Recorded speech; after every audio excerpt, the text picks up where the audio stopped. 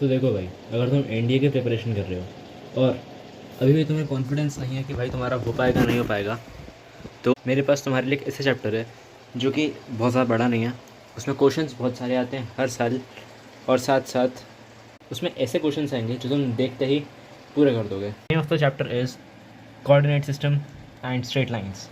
Mainly straight lines. Coordinate system में हम देख लेते हैं, क्योंकि इससे इन दोनों के साथ में आते हैं टोटल 6 से 7 क्वेश्चंस, जो कि कम नहीं होते हैं। हमारे पास बचा सिर्फ 1 महीना, टाइम कम है तो हम पूरा तो पढ़ेंगे नहीं, टाइम वेस्ट नहीं करेंगे। तो देखो, डिस्टेंस फार्मूला सबसे छोटा, तुम्हें बस देखना है, याद नहीं करना है, सिर्फ देखना है, क्योंकि देखते याद हो जाता है। इसके बाद application of distance formula.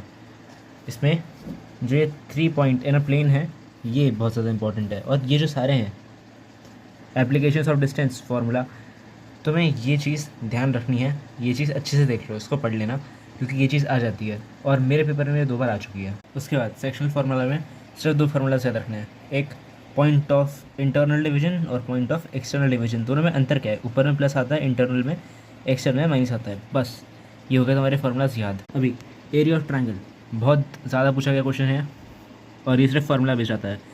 x1 y1, x2 y2, x3 y3। यहाँ पे 1 1 1 इसका डिटरमिनेंट करना है और बाहर हाफ का मल्टीप्लाई।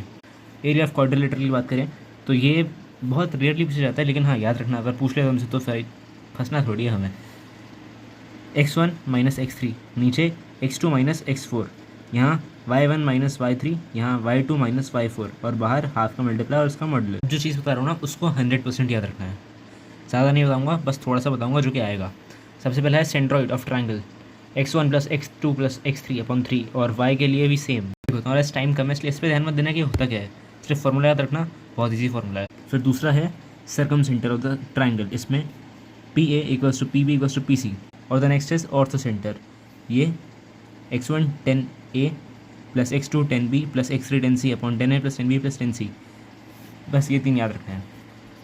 अभी इसमें कुछ इंपॉर्टेंट पॉइंट्स हैं, लाइक ऑर्थो सेंटर जब राइट एंगल होता है तो उसमें ए पे ही ऑर्थो सेंटर बनता है।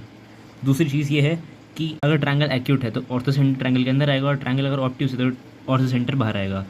थर्ड थिंग इज़ कि सर्कम सेंटर, सेंट्रॉइड और ऑर्थो सेंटर हमेशा कोलिनियर होते हैं, और SG/GO रेशो में होते हैं 1:2 के। और एक इक्विलेटरल ट्रायंगल में ortho centre, centroid, circum centre और इन सेंटर हमेशा एक ही जगह पे होते हैं। तो बस ये था तुम्हारे कोऑर्डिनेट सिस्टम चैप्टर में, सिर्फ इतना सा 3 मिनट में पूरा हो गया।